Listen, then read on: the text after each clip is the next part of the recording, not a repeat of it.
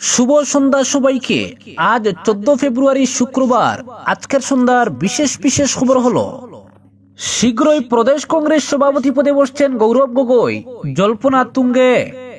নাগরিক স্বার্থেই দ্রুত চাই বিকল্প রেলপথ, কাজ শেষ করার দাবিতে কাল গণসমাবেশের ডাক শিলচরে। সীমান্তে আদানি গোষ্ঠীকে জমি বন্টন, মোদির সমালোচনায় কংগ্রেস সভাপতি মল্লিকার্জুন খাড়গে।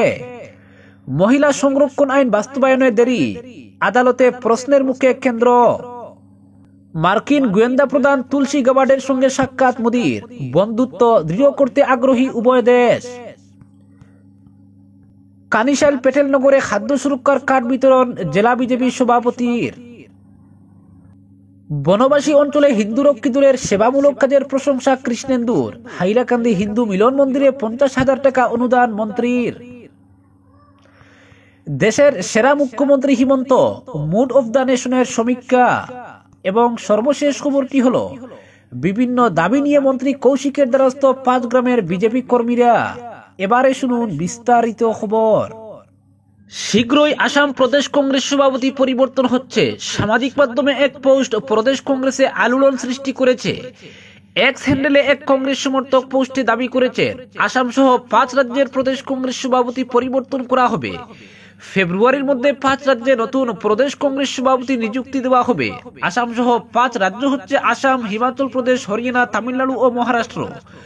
5 রাজ্যের প্রদেশ কংগ্রেস সভাপতি পরিবর্তনের সঙ্গে পরিবর্তন করা হবে 6 রাজ্যের তত্ত্বাবধায়ক। সামাজিক মাধ্যমে কংগ্রেস সমর্থকের এই পোস্ট নিয়ে অবগত নন প্রদেশ কংগ্রেস সভাপতি ভূপেন বোরা। উজান আসামে কংগ্রেসের উঠানে উঠানে কংগ্রেস শীর্ষক কার্যসূচিতে ব্যস্ত ভূপেন বোরা বলেন, সামাজিক মাধ্যমের পোস্ট তিনি দেখেননি। স্বাভাবিকভাবেই প্রশ্ন উঠেছে, ভূপেন বোরাকে প্রদেশ কংগ্রেস সভাপতি থেকে সরিয়ে কাকে প্রদেশ কংগ্রেস সভাপতি পদে বসানো হবে। এদিকে এক্স হ্যান্ডেলে কংগ্রেস সমর্থকের এই পোস্টের পর প্রদেশ মহিলা কংগ্রেস সভানেত্রী মীরা বড়ঠাকুরের একটি ভিডিও আপলোড চাঞ্চল্যের সৃষ্টি করেছে। মীরা বড়ঠাকুরের আপলোড করা ভিডিওতে স্পষ্ট উল্লেখ করা হয়েছে যে এআইসিসি শীঘ্রই সাংসদ গৌরব গগৈকে আসামের দায়িত্ব দিয়ে রাজ্যে পাঠাচ্ছে। এআইসিসি সাংসদ গৌরব গগৈকে প্রদেশ কংগ্রেস সভাপতি নির্বাচিত করায় ভয় পেয়েছে বিজেপির একাংশ নেতা ও মন্ত্রী। মীরা বড়ঠাকুরের এই পোস্ট নিয়ে প্রতিক্রিয়া প্রকাশ করেছেন প্রদেশ কংগ্রেস সভাপতি ভূপেন বোরা। তিনি বলেন, মীরা বড়ঠাকুর যদি এমন পোস্ট দিয়েছেন তাহলে তিনি হাইকমান্ডকে অভিযোগ জানাবেন।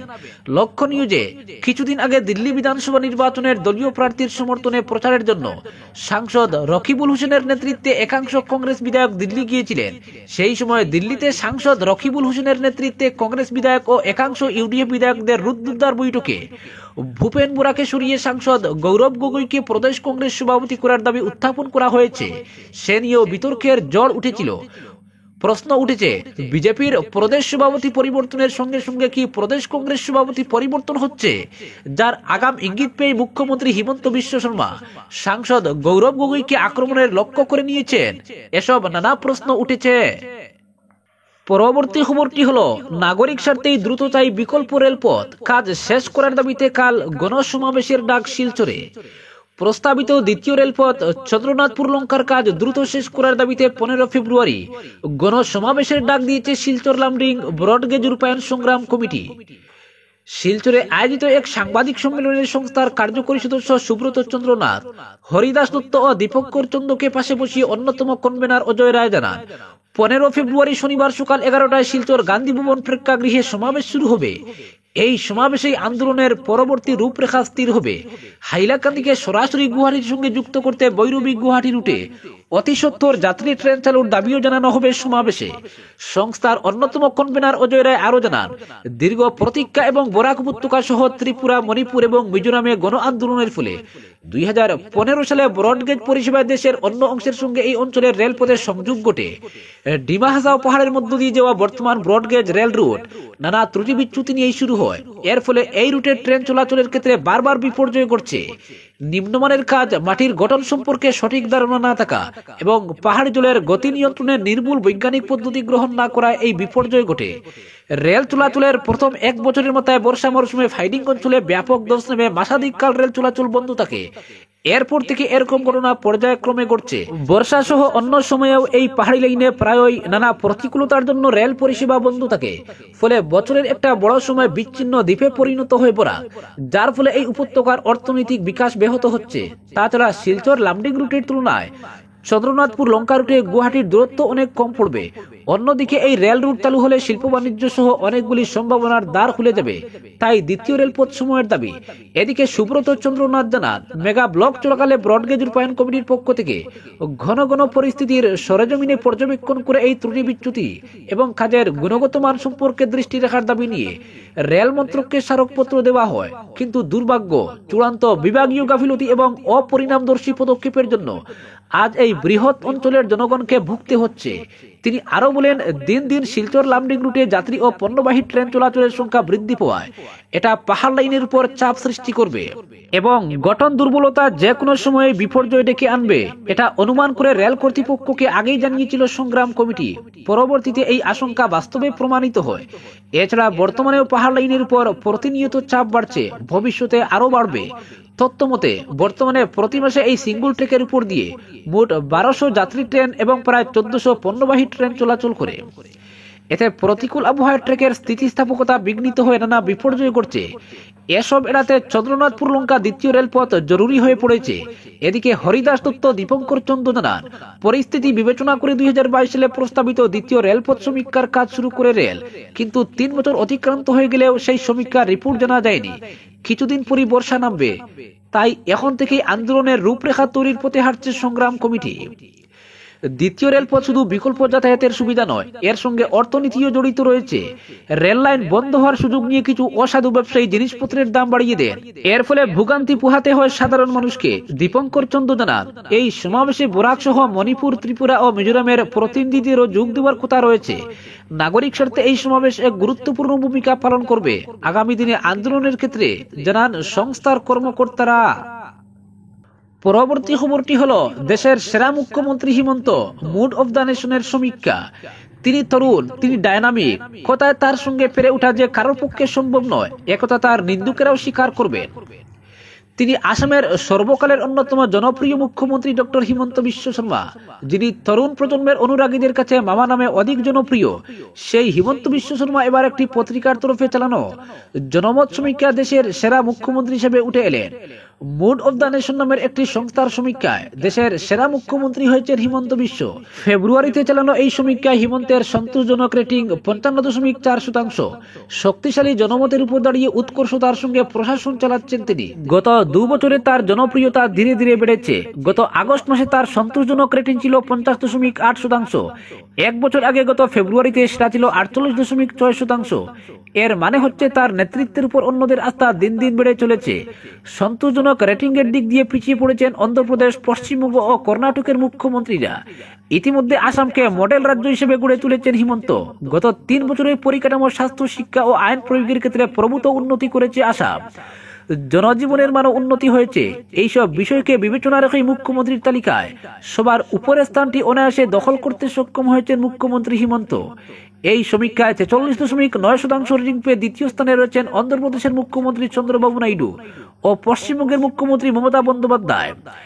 38.9 নম্বর পেয়ে তৃতীয় স্থানে রয়েছেন কর্ণাটকের মুখ্যমন্ত্রী সিদ্ধারামাইয়া। পরবর্তী খবরটি হলো, বিভিন্ন দাবি নিয়ে মন্ত্রী কৌশিক রায়ের দরবারে ছুটে গেলেন পাঁচগ্রামের এক জাক বিজেপি কর্মী। বিভিন্ন দাবি সহ রাজ্যের নবনিযুক্ত বরাক উন্নয়ন বিভাগের মন্ত্রীকে সংবর্ধনা জানাতে বিজেপির প্রদেশ কমিটির সদস্য সুরেশ সেনের নেতৃত্বে মন্ত্রীর বাড়িতে ছুটে যান পাঁচগ্রামের বিজেপি কর্মীরা। সেখানে গিয়ে তারা মন্ত্রীকে সংবর্ধনা জানান। পাশাপাশি পাঁচগ্রাম টাউনশিপের রাম মন্দিরে বিদ্যুৎ সংযোগ, পাঁচগ্রাম জিপির বৃহত্তর রাধারানী কলোনি, হঠাৎ কলোনি ও ঠান্ডাপুরে দীর্ঘদিন ধরে সরকারি জমিতে বসবাসকারীদের পাট্টা প্রদান এবং পাঁচগ্রাম জাতীয় সড়কের সিঙ্কিং জোন থেকে গোচরা অবধি নদীভাঙ্গন প্রতিরোধের দাবিতে পৃথক পৃথক স্মারকপত্র তুলে দেন মন্ত্রীর হাতে। পাঁচগ্রাম জিপির প্রাক্তন সভাপতি সুরজ সেন, অরূপ রতন দাস, বোরকামালা সহ অন্যরা জানান, স্মারকপত্র তুলে দেওয়ার পর বিভিন্ন বিষয় নিয়ে আলোচনা হয় মন্ত্রীর সঙ্গে। এদিন দলীয় কাজকর্মের অগ্রগতি নিয়ে অনেক পরামর্শ দেন মন্ত্রী। সুরজ জানান, দীর্ঘ বছর ধরে উন্নয়ন থেকে বঞ্চিত গোটা পাঁচগ্রাম জিপি। বিরোধী বিধায়ক থাকার ফলে তেমন উন্নয়ন হচ্ছে না পাঁচগ্রামের। অনেক সমস্যায় জর্জরিত গোটা পাঁচগ্রামের এলাকা। এমনকি পাঁচগ্রামে অনেক মানুষ ভূমিহীন, আবার অনেকে দীর্ঘ কয়েক বছর ধরে সরকারি জমিতে বসবাস করলেও তারা পাট্টা থেকে বঞ্চিত। তাই বিভিন্ন দাবি নিয়ে তারা মন্ত্রীর দ্বারস্থ হয়েছেন। মন্ত্রী তাদের আশ্বাস দিয়েছেন মুখ্যমন্ত্রীর সঙ্গে আলোচনা করে শীঘ্রই তিনি তাদের দাবিগুলো পূরণ করবেন। পরবর্তী খবরটি হলো কানিশাইল পেটালনগর জিপিতে বৃহস্পতিবার খাদ্য সুরক্ষার কার্ড বিতরণ করা হলো। সুবিধা প্রাপকদের হাতে রেশন কার্ড তুলে দিলেন জেলা বিজেপির সভাপতি সঞ্জীব বণিক। এদিন 93 জনের হাতে রেশন কার্ড বিতরণ করা হয়। এ উপলক্ষে আয়োজিত সভায় জেলা বিজেপি সভাপতি রাজ্য সরকারের বিভিন্ন প্রকল্পের কথা তুলে ধরেন। বিজেপি সরকার রাজ্যে প্রতিষ্ঠিত হওয়ার পর জনগণ সরকারি সুযোগ সুবিধা সরাসরি লাভ করেছেন জানিয়ে তিনি জানান, কংগ্রেস সরকারের আমলে জনগণের সঙ্গে বঞ্চনা করা হয়েছে। বিজেপি সরকার আসার পর মধ্যভোগী সংস্কৃতির অবসান ঘটেছে। তিনি খাদ্য সুরক্ষার কার্ড প্রাপকদের উদ্দেশ্যে বলেন, এই কার্ডের মাধ্যমে প্রধানমন্ত্রী উজ্জ্বল যোজনা, অরুণোদয় প্রকল্প, প্রধানমন্ত্রী জন আরোগ্য যোজনা ও মুখ্যমন্ত্রী জন আরোগ্য যোজনার অধীনে আয়ুষ্মান ভারত প্রকল্পের মাধ্যমে বছরে 5 লক্ষ টাকা পর্যন্ত বিনামূল্যে চিকিৎসার সুবিধা লাভ করবেন। কার্ড বিতরণ অনুষ্ঠানে বিভাগীয় আধিকারিক সহ বিজেপির উত্তর করিমগঞ্জ মন্ডল সভানেত্রী সুভদ্রা দাস সহ অন্যরা উপস্থিত ছিলেন। পরবর্তী খবরটি হলো নিয়ম বহির্ভূতভাবে পাক সীমান্তের কাছে শিল্পপতি গৌতম আদানিকে জমি পাইয়ে দেওয়ার অভিযোগ উঠেছে কেন্দ্রের বিরুদ্ধে।